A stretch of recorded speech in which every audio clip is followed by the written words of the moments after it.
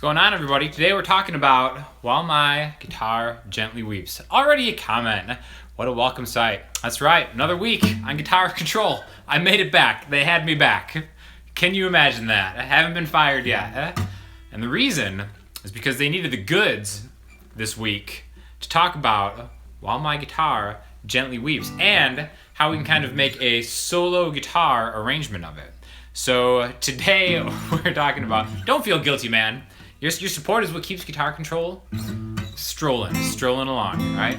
So today's lesson is going to be about the relationship between chords and melody and kind of how you can maybe make your own arrangements of this stuff.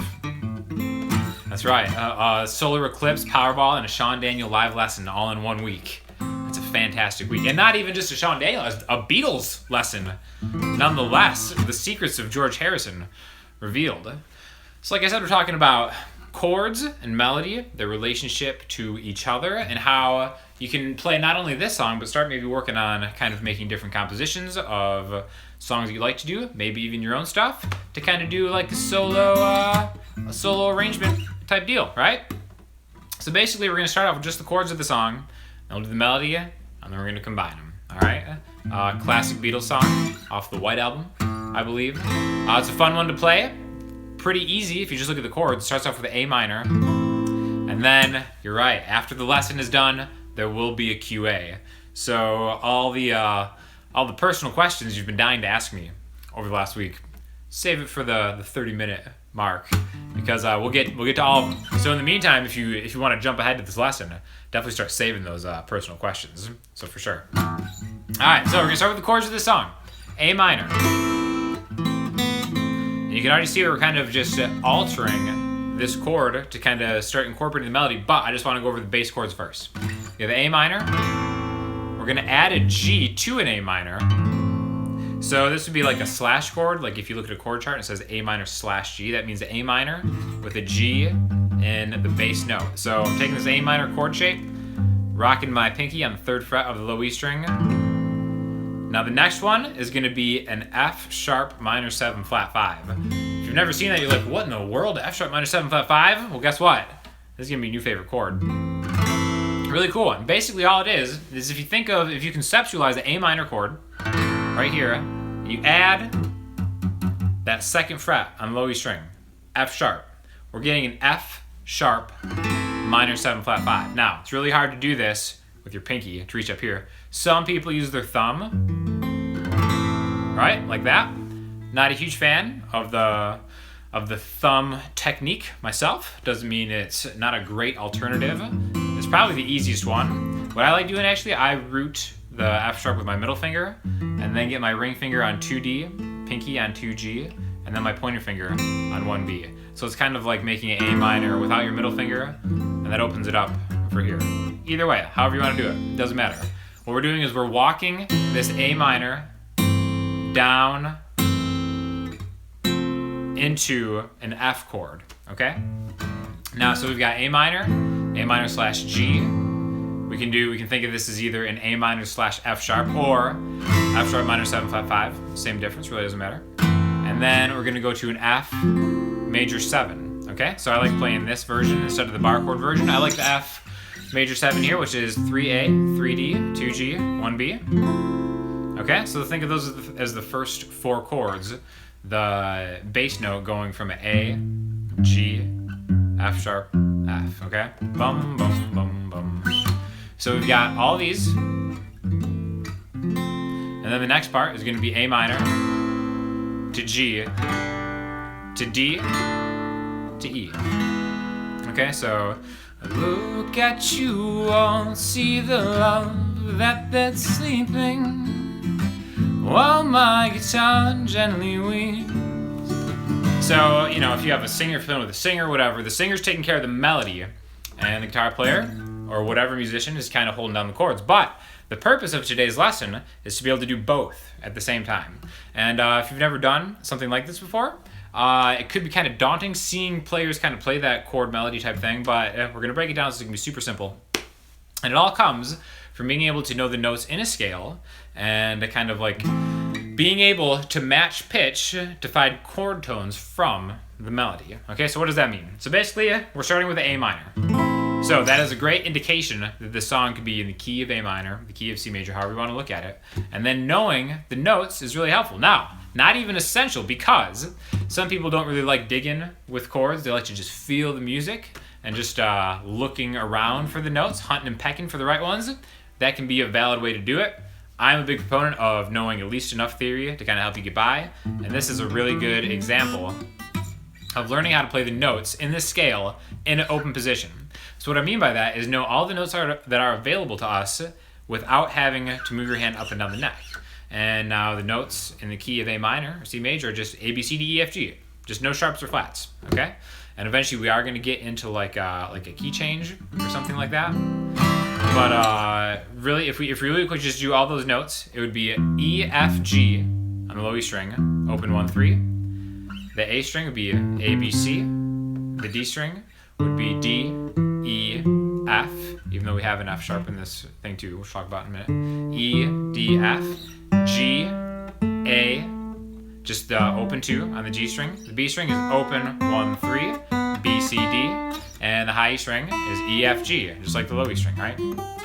So we have to find out where the I look at you all, see the love that is sleeping. So we can kind of just like maybe like start experimenting like a do do do do do. So like guys, you hear? No, that's close. Okay, there we go.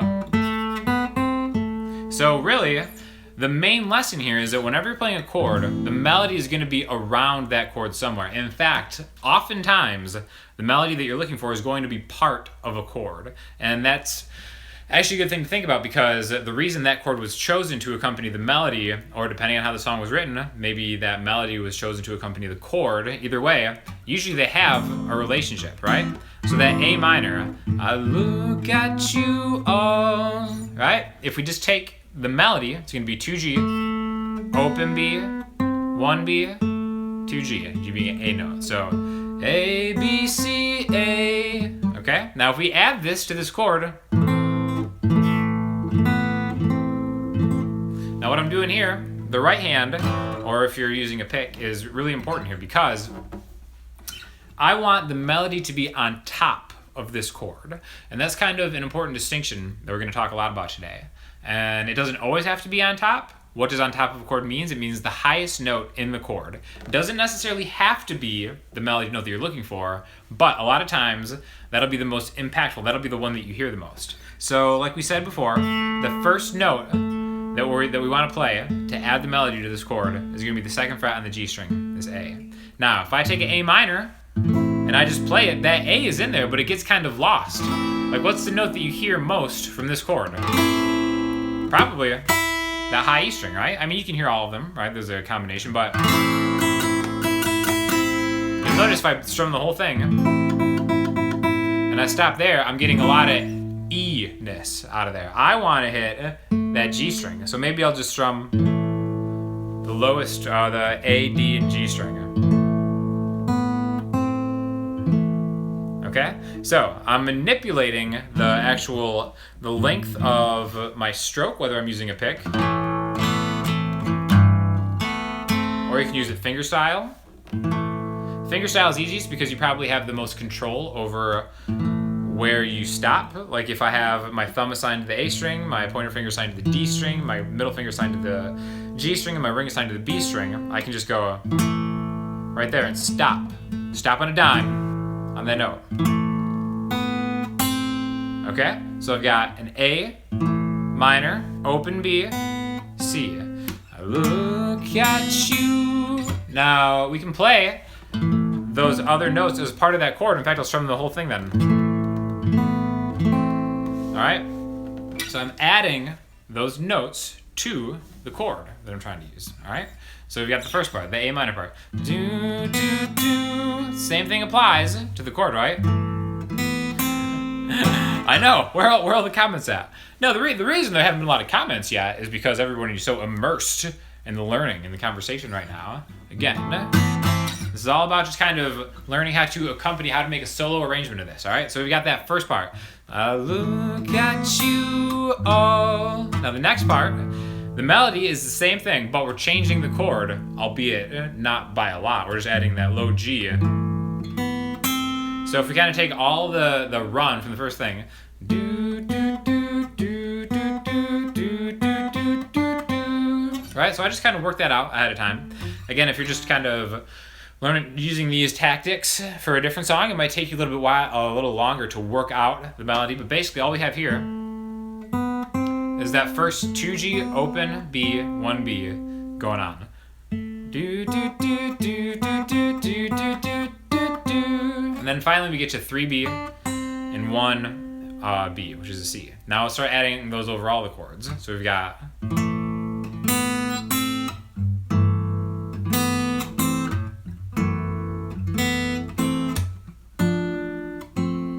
okay. So we've got the A minor, which I'm stopping on the G string, then adding the open B and 1B. Then I'm getting that A minor / G, stopping on the G string again. I'm getting E, D, G. Again, I'm just playing with my fingers. You could easily do this with like a pick. Same deal. Then I'm moving my way into that /F sharp chord, or the F sharp minor 7 flat 5 chord. Doing the exact same thing. So I'm doing the same thing over 3 chords. A minor with the G, F sharp. Then by the time I get to the F, I'm taking an F triad, which is really, we said F major 7 was the chord. You can do it different ways. You can do it like that full chord. But we have to take any of these F chords, add the 3rd fret on the B string, and then release that to the 1st fret on the B string, right? The sleeping. Okay, and again, I'm playing this chord to the B string. Now you can get the high E string in too. Again, but that high E is kind of taking over the chord a little bit. So, just like we talked about before, keep that melody on top. So again, we've got the A minor, G, B, C, with the G, then the F chord. Alright, so it's going to be the first run of 4 chords. Then let's talk about the next melody run, which is going to be over an A minor chord. Well, my guitar, right? Bum, ba-da-dum. So we've got open E, 1B, open B, 2G. And again, all of these are coming from that scale, the A minor scale that we were kind of doing at the beginning of the video. So we're going to add, well, my guitar, that's a B, the next note would be B. So E, 1B, open B, 2G, B. Well, my guitar. We're going to add those to those next 2 chords we talked about, A minor and G. So right here, this is the easy one because it's just an A minor all the way to the top. All those notes are within or close to this chord. The only manipulation you have to do is to open up that B string. G. And like we said before, the next note would be an open B.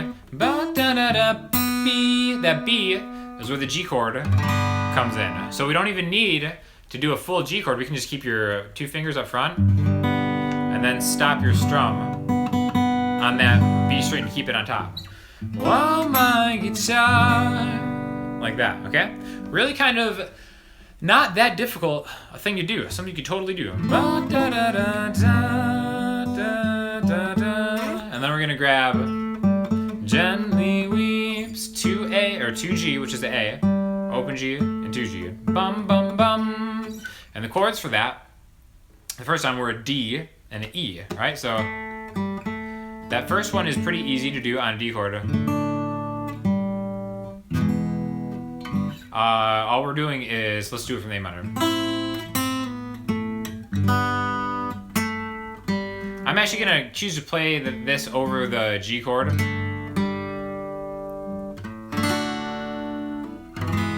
Alright, so after the, well, my guitar gently weeps, after that there's some space, so we can just play the regular chords. So, G, D. The cool thing about when the melody run, the lyric run kind of ends, you can maybe do something to gussy up that space because as far as your arrangement of the guitar, as far as this arrangement goes, it kind of keeps people, listening for something. So you can kind of get creative and maybe make your own runs from that scale, or whatever note you think sounds good. So A minor, G, D. And the interesting thing about those two chords, the D major and the E major, they're not technically in the key of A minor, but who really cares? It's just the Beatles putting in great work. Okay, so that's essentially how you play the verses. Now the second time the verse goes around, we're gonna go to a C instead of that last D. So basically, still my guitar gently weeps. But there's really not a melody part to put over that. It's just kind of like a C to an E that gets us into the next part. So basically that's the verse, which we'll probably get back to and kind of do the whole thing at the very end. But I want to talk a little bit about the chorus now. Actually, not a little bit. I want to talk a lot about the chorus because this is such a cool piece of music that involves the key change, right? So we said we were in the key of A minor, which is very sad, very weepy, but guess what? A major, okay? So this could be an example of parallel major and minor, A minor going with A major, and then kind of going to different chords after that. So this would be in the key of A now. We're going to utilize more major chords, but the melody, we got to figure out the melody now from this, using different notes. We could go through the notes of A major to find that, or we can kind of just, what we're going to do now, take the chords from the song and then kind of hunt around those chords for the melodic note we're looking for and add it to it, right? So if we've got, I don't know, nobody told you how to unfold your love. I don't know how someone controlled you. They bought and sold you. All right, so if we start looking for those notes, right around that A chord, it's right there. Okay, so 2B, open B, 2B. I don't know. All right, that's how we would match those on top of an A chord. Now you can strum that whole thing 3 times, so those 3 notes. Okay, this would actually be like a suspended chord if we saw it as a chord. We're not really thinking about it as a different chord. We're thinking about manipulating an A major chord. So I don't know. That's going to bring us all the way up to a C sharp minor. Okay, so this chord right here, it's kind of like it's a bar chord, but don't fear because it's easy and you're going to dominate bar chords if you haven't so already, because I'm here to help guide you. We're going to root on the C sharp, the 4th fret on the A string. 4A, 6D, 6G, 5B, and then 4 on the high E string. So let's find out those notes. Do, do, do, do, do, do. We get kind of high right here. So let's kind of find out. Maybe let's take a stab at these. Let's see if any of those notes we're looking for. That what is it? The I don't know. That bum bum bum. Let's find it inside this chord. Well, we know it's not one of the lower notes, right? Because I just had to really reach. So it's got to be on top. So this one's great. It's the 4th fret on the E string. It's already on top. All right. If we're to find that melody, it would be 4E, 2E, open E. Now, it wouldn't make sense to kind of grab this, and go that way. So we're gonna find this note, this F sharp note, on the B string, and this is a note that melodically gets thrown on top of this chord very, very often. So all you have to do is you have to swing your pinky down to the 7th fret on the B string. Okay, and then go back to the regular C sharp minor.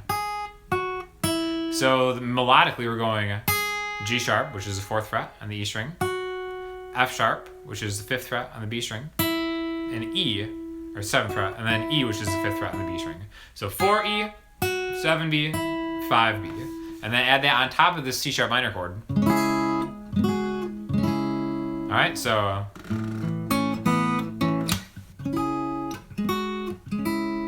And again, I'm keeping all of those notes on top of the chord. I'm not playing anything higher because then it would kind of throw off our ear, right? So, I don't know. And then we're gonna go to an F sharp minor. Keep the bar chords coming.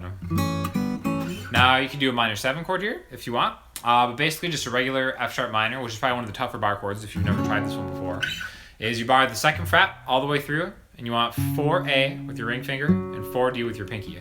So 2E, 4A, 4D, 2, 2, 2. All right, now the note that we're looking for is just kind of like the same melody as the over the A.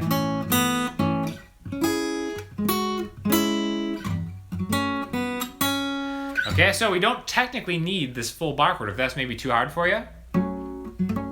Try just getting 2 and 2, and then opening that up and coming back. So I'm doing it within a bar chord where I'm just kind of getting all of it, going to the top, going to the B string, then opening the B string, closing it again to get 2B, and then back to C sharp minor. And the great thing about this is, so if we do the whole melody,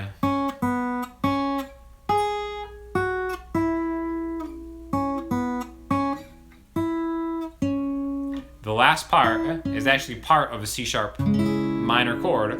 We don't even have to change it at all. We just have to go to the B string and the G string. So that is why learning a lot of these chord shapes, even if they're bar chords, you can always just use pieces of bar chords. You don't have to do the whole thing. You can just do this part. Where is it? Kind of treat it as a mini chord if maybe bar chords are really giving you a hard time.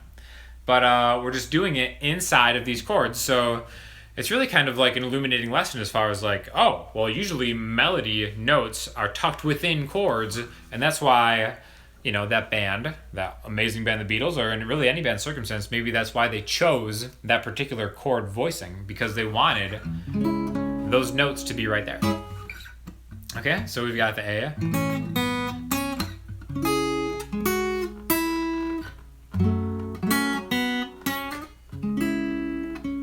All right, so after this, we're gonna go to a B minor, which really technically, I mean, if you look at a chord chart, it'll tell you to go to a B minor for the how to unfold your love, that part. But really, I see it more as a B suspended chord, which we're gonna talk about right now. So B minor is 2A. It's that same thing as C sharp minor, just back 2 frets.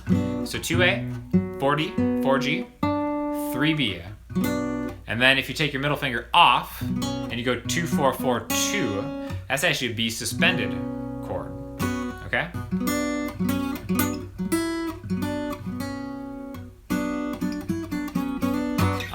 Yeah. Actually, well, whatever. We're gonna keep going with this melody thing. So 2 open, 2 5, 2 open. All this is on the B string. 2 open, 2 5, 2 open. You could easily play this 2 open, 2 E. Sorry if you can't see it down here. 2 open, 2 E. And we're gonna do this over this chord, which can be a little tricky at first, but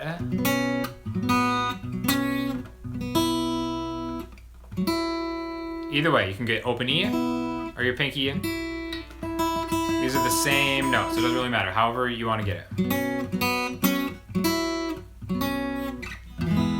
And then finally, we're switching to an E major. So, a lot kind of going on, but it's really not that complex if you break it down chord by chord. So, over this B minor chord, B suspended chord, however you want to look at it, 2 open, 2 5, 2 open.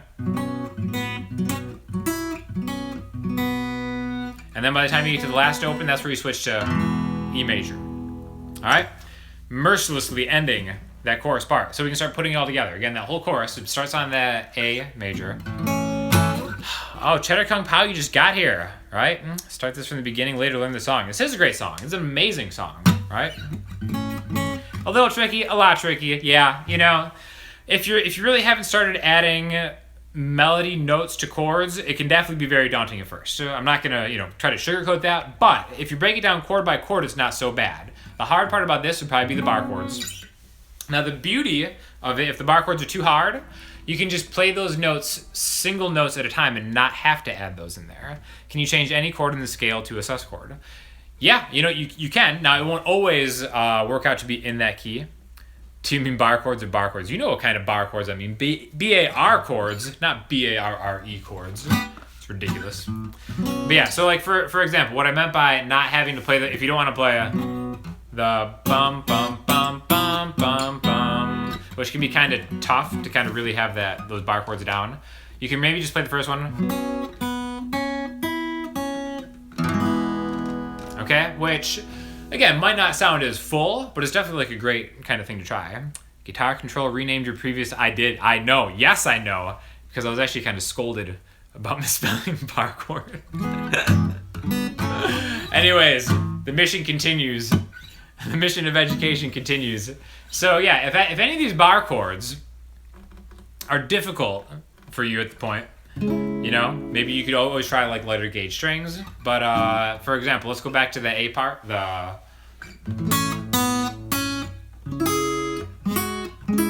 like that right there.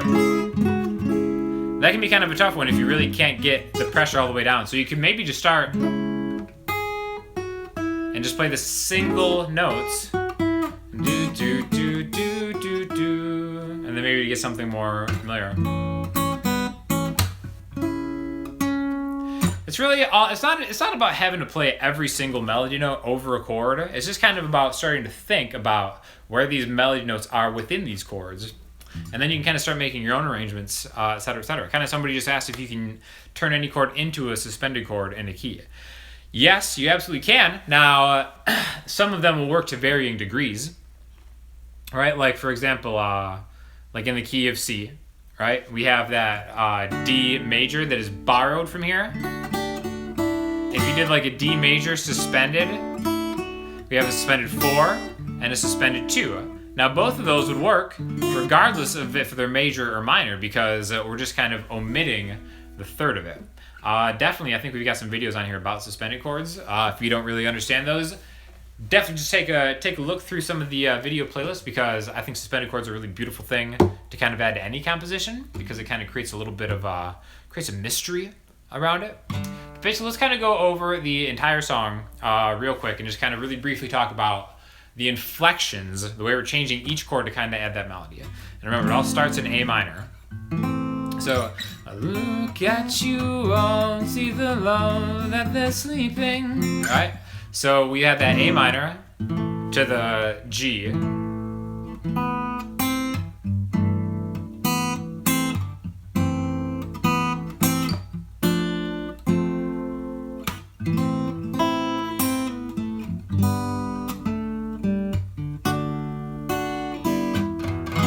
And that really just repeats.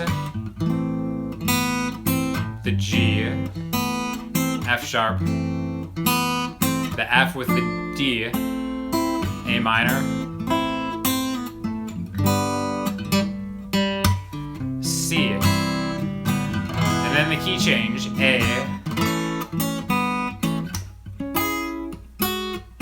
F sharp,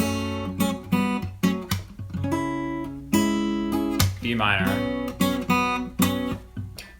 Okay, B minor, do, do, do, do, E. And then again, A. F sharp. To B. And then back to that E. You can make that even an E7 if you want, and then back to A minor.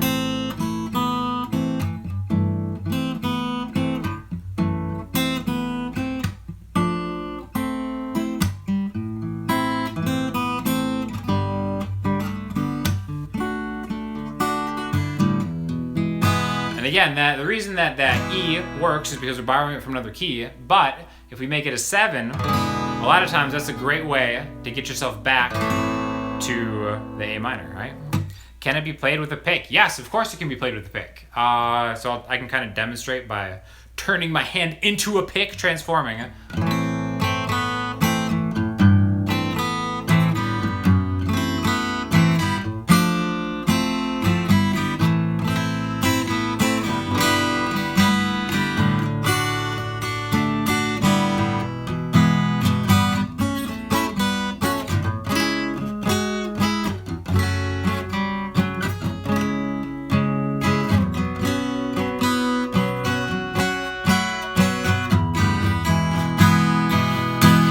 Yeah, so however you want to do it, it's just kind of searching for the right melodic note, putting it on the right chord. Oftentimes it'll be in that chord, so you don't even have to like look for it. Wow, sounds great. Yeah, thanks. What a great song, such like a beautiful thing. Finger picking gives you more style points though. Yeah, that is kind of true. I do think that any guitar player, regardless of your genre, should kind of learn some basic finger picking stuff, because I think that kind of stopping on the string that you want you can be a little bit more impactful, because you can kind of like snap and kind of dynamically really alter that note a little bit easier than you can with a pick. I mean, you can still do it with a pick to kind of emphasize, but I do think it's a little bit easier finger style. So anyways, that's the lesson. We can kind of open this chat up to certain questions if you have any. Otherwise, I'll probably just kind of keep jamming around on this for a little while.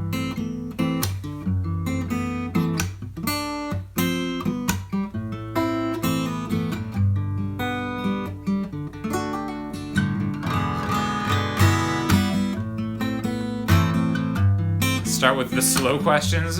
Go ahead. What's the slow questions?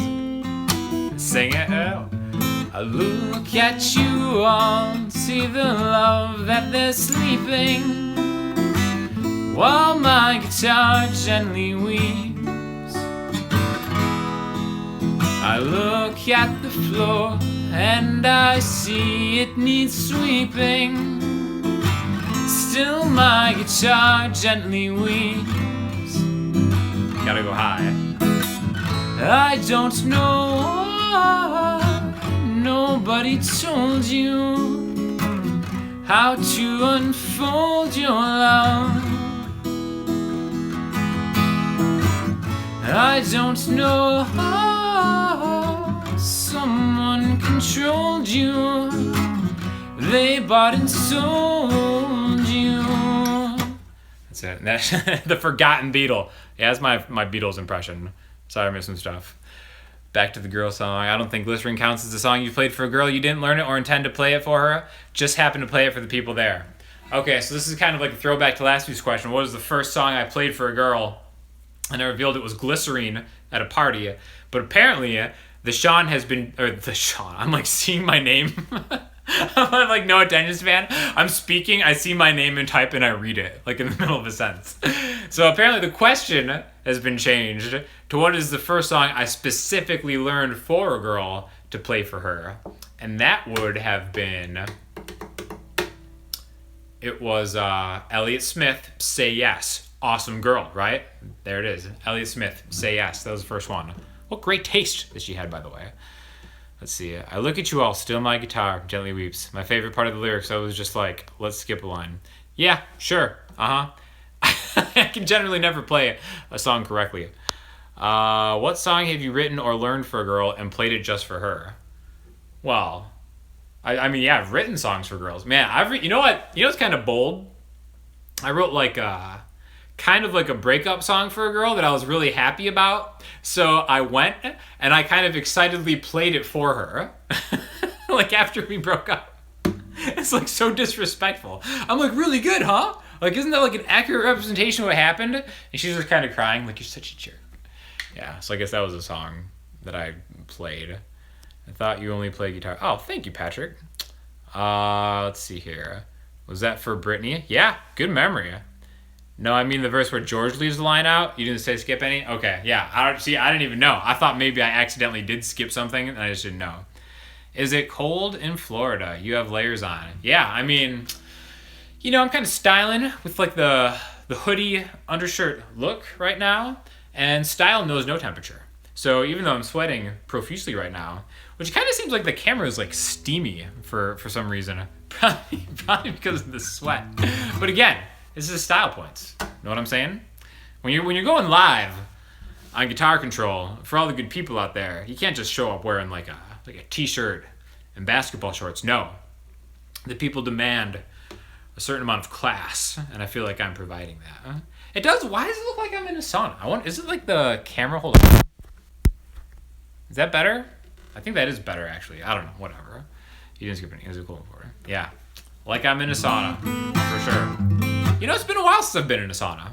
That is better. Yeah. See, it's just the Florida mist or whatever. Do you find that you're starting to like your Martin more and more? So in case you didn't know, I just got a new Martin. This actually isn't it. This is a Taylor. But I've been performing a lot more, and I needed something that had electronics. So I got a Martin GPC PA4, which what an awful name for a guitar. GPC PA4. You couldn't have come up with like a better model number than that. I don't know. But yeah, I definitely like the Martin more and more. I do need to get it set up. It's pretty buzzy. It doesn't really go through the speakers if I'm plugged in, but it is kind of, that's why I didn't use it for tonight, even though it would have been easier to play because the action's better on that guitar. But it's like super buzzy right now, so I definitely have to get that kind of set up. Can you do the solo part using the capo up the neck? One of the greatest songs of all time, in my opinion. The solo part using the capo up the neck, like the guitar solo part, you mean, or the way we're doing kind of this? Not really sure of that question, man. Gone are the times when they came up with awesome guitar names like freaking Dreadnought, named after Warship, right? Yes! GPC PA4. Bone to pick with that. What's a song that you have tried to play, but technically it's too hard for you to play cleanly? The solo from Highway Star is like my ultimate. That's just like such a beast. So when it comes to like learning like those long, like amazing guitar solos, I generally kind of like lose interest. Like I'll be like, I'm gonna learn how to play the solo from like Neon Night or the solo from like whatever shred song. And I'm like, all right, I'm starting. I'm doing pretty good. And then I'll be like, 20 notes into it. And it's like, what am I doing? And I just get distracted and do something else. So I would say Highway Star. Let's see. Do you gig around or are you just doing lessons? Yeah, I gig a little bit. I kind of I don't really do a lot of solo gigging at the moment. But I play with different singers. Like the singers I have over my channel, like with Allie. We've got a gig at this pretty cool, like super fancy rooftop lounge Tuesday night and then Friday night again.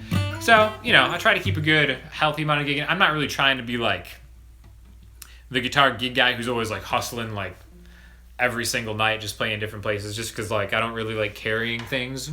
So like having to carry gear around into these different places is not really vibing with my lifestyle at the moment. But, kind of doing my thing.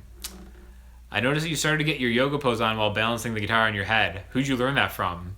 Yeah, so I would say probably the majority of my yoga either comes from my friend Kindred, who kind of got me into it, or Yoga with Adrian, which is definitely a great YouTube channel if you haven't subscribed to that. Too many of your students show up at your gigs. What? Oh, do. Yeah, do. No, not at all. Really? A couple. My older students have, for sure. They kind of come. They come check it out. But, yeah. I mean, every now and then they do. I try to get them to sit in, but they're usually too embarrassed to do it. It would be nice if they would just sit in so I could kind of just, like, maybe take a break and just, like, watch them do it. I thought that was the whole point in me teaching them guitar anyways, to kind of take over for me at these gigs, but yeah. Yeah, they all show up for this stream, too. Yeah, exactly. Where are they? That's what I thought. I was going to say that was pretty salty. Now that you're a vegan, thought you might want to do a pro-vegan song. What's a pro-vegan song? I don't even know. I heard that, wasn't Jason Mraz vegan or something? That's not going to happen. Trust me. No Jason Mraz songs going on. Unless Guitar Control makes me, which I might. Oh, next week, by the way, next week's live feed, which I think is going to be Wednesday night. Am I going to cover Animal Kingdom by Prince?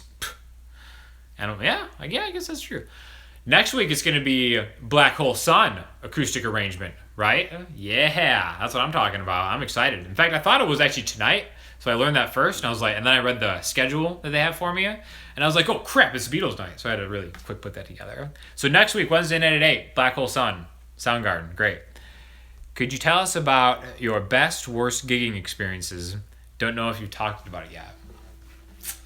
Best and worst gigging experience. Man, I think any of like the fair stuff, I'm kind of through with the fair stuff. I used to play like fairs because that's like that's a big thing for acoustic single duo stuff. I remember I was playing this thing called like the Pumpkin Festival. And they needed me to sit in on bass guitar for this gig at the Pumpkin Festival in Sarasota, Florida. And like there's nobody there, man. And it was actually, so this was probably simultaneously the best and worst gig, because I was like, it wasn't folklore. That's the thing. It's like, if we were playing folk music at the Pumpkin Festival, it would have made more sense. No, there was no Smashing Pumpkins. We were playing their Bon Jovi songs. Again, I was playing bass, which I love playing bass live. It's probably my favorite thing to play in a band is playing bass. So I was playing bass at this Pumpkin Festival, and it's like nobody there. People were way more interested in the Pumpkins than whatever crappy music we were working on. And I was just like really grooving. Like, generally the more interested people are in it, the less interested I am in something. It's my contrarianship. So the fact that like nobody was paying attention or even into this, I was like really getting down on bass. I was taking some risks musically with the songs on the set list. That was pretty fantastic. Actually, no, now that I'm thinking about it, worst gig I ever had was we were doing this series at a community college that they wanted me to play like classical guitar for. So it was me, this singer, who was teaching this like master's series or something, and a piano player, like a ridiculously awesome piano player. My dude Victor, he's like legit. He's like Bulgarian. He's like an Eastern European piano player. So you're like, he's good. Like he like was locked in a piano conservatory from like age 13 to 20. Like never talked to another human and just came out as a piano like master. So it was me, him, and the singer, and we were so woefully underprepared for this gig that and it was actually like a super cool venue. It was like a community center theater. Well, not like community center. It was a community college performing arts theater that sat like a pretty good amount of people. And me and Victor, we had our stuff down, but the singer kept like changing all the parts. Like she was supposed to go to like, she would decide to do an extra verse. And sometimes she would double a chorus when she wasn't supposed to. Sometimes she would just like skip entire parts of the song. So it was so stressful because like me and Victor couldn't even really see each other to like usually if you're in a wild card situation like that, you can kind of like at least make eye contact, like verse and like switch. But we couldn't even really see each other because he was behind the Steinway piano and I was like on the other side of the stage. And she would switch and we would just have to feel for each other. And it was, man, that was hilarious. That was fantastic. That was the worst gig ever. All right. How many years on average before someone should play live or try to be in a band? Different for everyone, but on average. Yeah, I mean, obviously there are different levels of playing live. Like if we say just, playing at a house party or open mic nights is kind of like entry level. I would say, man, play for a year. Just get your chords down, get up there, and just kind of see what it feels like to be up there. I'm a big fan of doing it with somebody else first.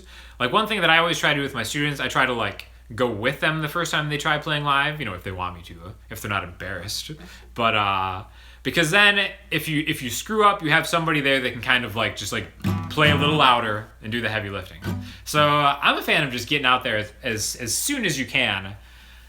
Just as soon as you feel comfortable that you can play a song from beginning to end, just go out, do it. You know what I mean? Open mic night, hit it up. I'm sure you've been to open mic nights. There are people that are just awful there. And guess what? Nobody cares because that's just kind of like what it is. There'll be some people that are really good, some people that are really bad. That's the beautiful thing about it.